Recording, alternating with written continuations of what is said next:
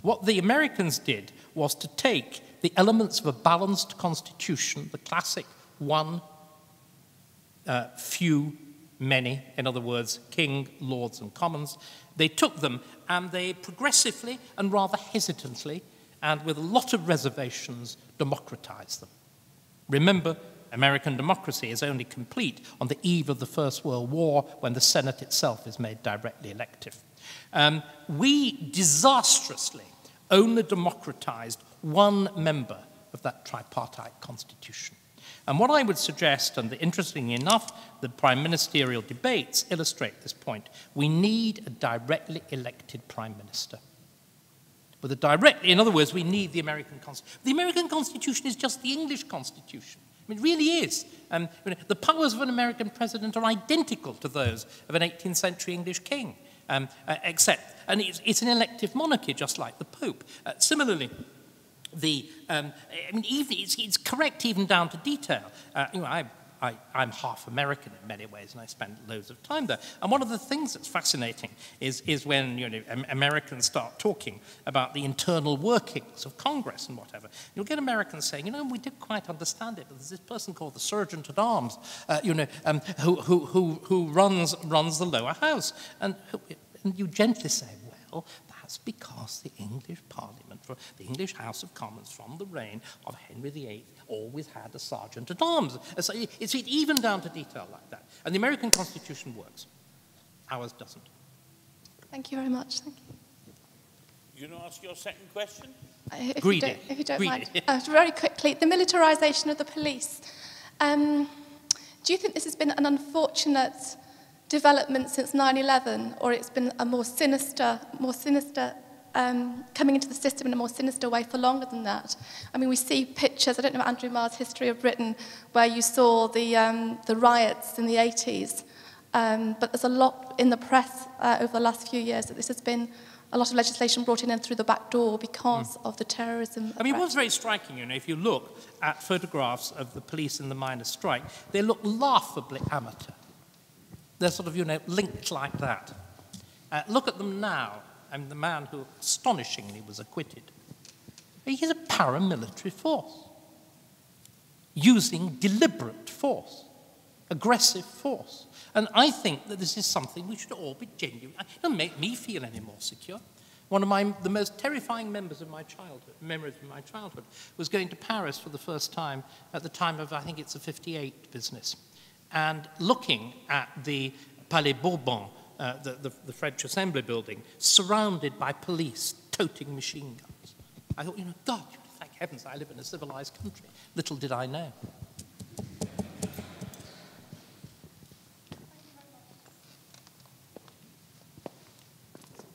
Someone else? Over here. Yes. To go back to your answer to the first question, does it follow then that you would abolish the monarchy? No, on the contrary. I think the only real problem with the American Constitution is the fact that the president is also head of state. And it's increasingly clear that this is impossible. And the whole issue of Obama and what you feel about Obama or Bush, what you feel about Bush, one if you're a Democrat, the other if you're a Republican, it is rending the system apart. On the contrary, I mean, if you look at it, what had happened in this election, in a characteristic fashion, we discovered we actually have a president. Who on earth was advising Brown and Cameron? I cannot imagine. But if you have three people given equal time with three equal podia, by definition, you have three candidates for one office, don't you? And it seems to me that if we did this, most of the problems of our current political system would be solved. We all seem, though I think it's childish, to aspire to a charismatic leader. This kind of, oh God, he's young, he's handsome, and the kind of X-factor view of politics. Well, okay, and Obama is just as preposterous, except have you noticed what a kind of steely brute he's turned into? Not all that soaring rhetoric is gone. Instead, you just get one of these presidential announcements, this will happen. It would give you that charismatic element. You could then do what is the obvious next thing. You could it would also eliminate eliminate any need for proportional representation. You would have an absolute straightforward vote. You could then do the next thing, which is vital, and which the Americans do, and which campaigners in the 18th century wanted to do. You could remove the executive from the legislature. Have you noticed recently we've had a whole series of legal reforms that have been designed to reform things that weren't actually working badly, like abolishing the office of Lord Chancellor? The notion that the Lord Chancellor suffered any serious problems with the combination of the political and the legislature is simply silly and an insult to people like Mackay and all the rest of it. It's a reform with entirely no purpose at all. On the other hand, the combination of the legislature and the executive is catastrophic. It's catastrophic in every way. It means Parliament doesn't do its task of legislating properly or holding the executive to account. It also means that our executive is chosen from the kind of gene pool that would be hard pushed to run a medium-sized company. Isn't that true? I mean, how many MPs would you appoint as a headmaster? I mean, quite seriously. And so I think, you know, that's the only way we're going to start to get that right. And also, this notion that the English have never had written constitutions, preposterous. Magna Carta is arguably the earliest, 1688-89, directly flows into the American Constitution. The whole debates of the Petition of Right practically define the debates surround life, liberty, and property, which the Americans hastily, because property doesn't sound quite so good, they originally had life, liberty, and property, and they hastily amend it to the pursuit of happiness, with catastrophic consequences, you know, in terms of their mental health. But never mind.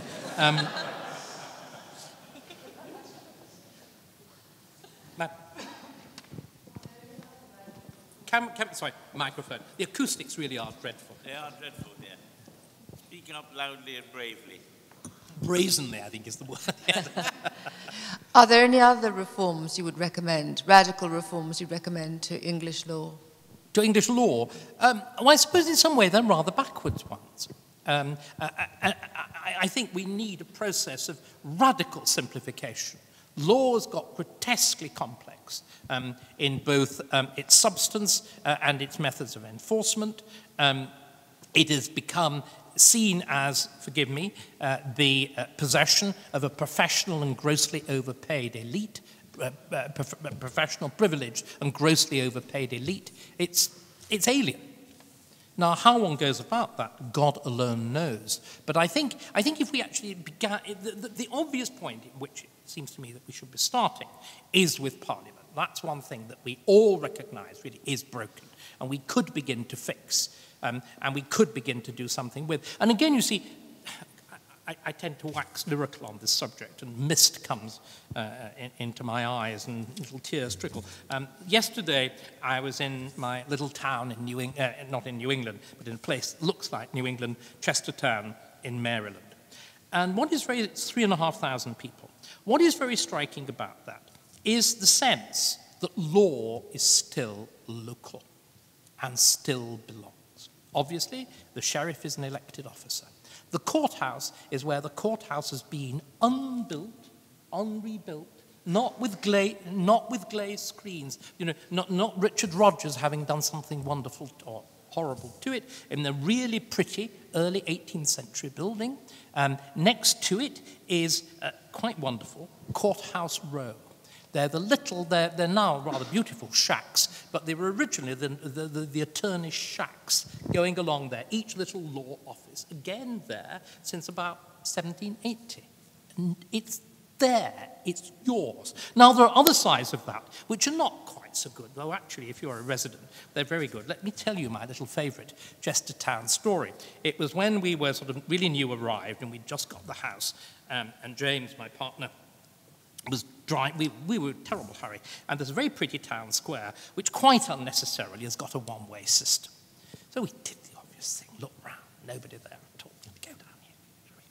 It was then like a scene out of the Keystone Cops, from absolutely nowhere, two very ancient 60s American automobiles, you know, rusting white with vast fins that are all we can afford as police cars, appeared from the sea. Well, guns weren't actually pointed at us, but it felt like it. James blethered. I thought this is going to be a disaster.